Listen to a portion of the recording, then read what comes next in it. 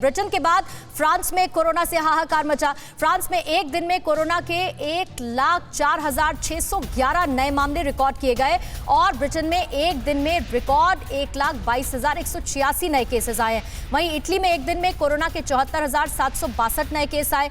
दोनों देशों में ही एक दिन में नए केसेस का रिकॉर्ड टूटा है। वहीं चीन में 2020 के बाद सामने आने लगे हैं सबसे ज्यादा केस। ऐसे में पूरी आबादी के लिए ओमिक्रॉन वेरिएंट का खतरा बहुत ज्यादा बड़ा हुआ है, जिसमें बच्चे भी शामिल हैं। डॉक्टर धीरज कौल, अगर आप ये समझा पाएं, और खास तौर से मैं WHO के चीफ साइंटिस्ट को कोट करना चाहूंगी, जिन्होंने साफ तौर पर कहा है कि बिना वैक्सीन वाले जो बच्चे हैं उनमें भी ये संक्रमण, ये जो वेरिएंट है, उतनी ही तेजी के साथ फैल सकता है जैसे कि वयस्कों में फैल रहा है। और अभी तो हमें इंतजार भी करना होगा 15 साल से ऊपर के बच्चों को वैक्सीन लग पाए, उस टारगेट को हम अचीव कर सके, लेकिन उससे कम उम्र के बच्चे अभी भी बाकी बचे रहेंगे। कैसा ख्याल रखना होगा, कैसा ध्यान रखना होगा और अभिभावक अपने बच्चों का बचाव कैसे करें, यह भी जानना बहुत जरूरी है सर। देखिए, सबसे पहले तो ओमिक्रॉन को बिल्कुल लाइटली मत लीजिए। आप जिन साइंटिस्ट की भारत की जो साइंटिस्ट हैं, चीफ साइंटिस्ट WHO की हैं, सौम्यनाथन, उन्होंने यही बात बोली है कि इसको लाइटली मत लीजिए, इसे माइल्ड मत कहिए। रॉन्ग इंप्रेशन जाता है, इससे लोग मर रहे हैं, इससे लोग हॉस्पिटलाइज अमेरिका में हो रहे हैं, यूके में हो रहे हैं। ये मिथ है कि ओमिक्रॉन इज वेरी लाइट, कुछ नहीं होगा। तो नंबर 1। नंबर 2, जो वैक्सीनेशन स्टार्ट किया है भारत में, वो बहुत ही वेलकमिंग स्टेप है।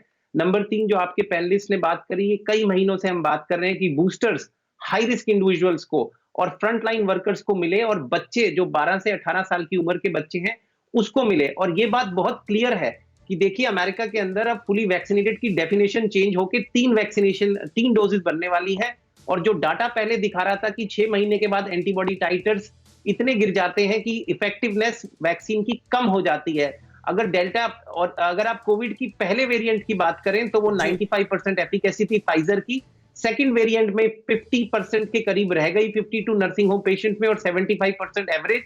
और अब जो ओमिक्रॉन है वो 32% के करीब रह रही है अगर आप डबल वैक्सीनेटेड है। अगर आप बूस्टर लेते हैं तो 22% बढ़ के 54% हो जाती है। ठीक है, डॉक्टर कौल बने रहे, आप हमारे साथ कुमार कुंदन मौजूद हैं। कुमार, देखिए, हमारे सारे एक्सपर्ट्स ने बहुत सारी अहम जानकारियां दी हैं, लेकिन हम सबके लिए ये जानना भी जरूरी है क्योंकि 3 जनवरी से ये सिलसिला शुरू होने वाला है। पहले बच्चों को वैक्सीन दी जाएगी 15 से 18 साल के, और उसके बाद फिर हमारे जो फ्रंट लाइन वर्कर्स हैं, जो हेल्थ वर्कर्स हैं, और 60 साल से ज्यादा उम्र के जो हमारे बुजुर्ग हैं, उनको बूस्टर डोज लगाई जानी है। हमारा हेल्थ केयर सिस्टम जो है वो कितना तैयार नजर आ रहा है?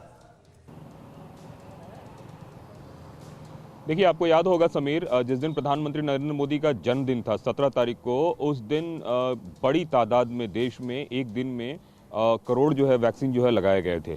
तो और जो हमारा कोविन ऐप है वो इस बात के लिए पूरी तरीके से तैयार है। बताया जा रहा है कि उसमें थोड़ा मॉडिफिकेशन किया जा रहा है, बच्चों के लिए कुछ रिलैक्सेशन दिया जा रहा है। बच्चों के जो बर्थ सर्टिफिकेट है उसी के आधार पर बताया जा रहा है कि उनको वैक्सीन लग सकती है। आधार मैंडेटरी नहीं होगा, ऐसा बताया जा रहा है बच्चों के लिए खास तरीके। जहां तक हेल्थ केयर वर्कर्स की बात है, उनको कोई परेशानी नहीं है। सीनियर सिटीजन को लेकर अभी एक पॉलिसी आनी बाकी है कि सीनियर सिटीजन को जो प्रेस्क्रिप्शन दिया जाएगा, क्या वो सरकारी डॉक्टर का प्रेस्क्रिप्शन होगा या प्राइवेट डॉक्टर का? थोड़ा सा इंतजार करना होगा और थोड़ी सी उस पर क्लैरिटी और आए, उसके लिए भी हमें इंतजार रहेगा। कुमार, आपका शुक्रिया जानकारी देने के लिए। साथ ही हमारे तमाम खास मेहमान doctor Dhruv, professor Sarman Singh, doctor SK Nakra साहब हमारे साथ थे, डॉक्टर धीरज कौल और डॉक्टर अरुण गुप्ता, आपका भी बहुत बहुत शुक्रिया इस चर्चा में शामिल होने के लिए। अड़ी सोमवार से शुक्रवार शाम 6 बजे सिर्फ TV9 भारतवर्ष पर।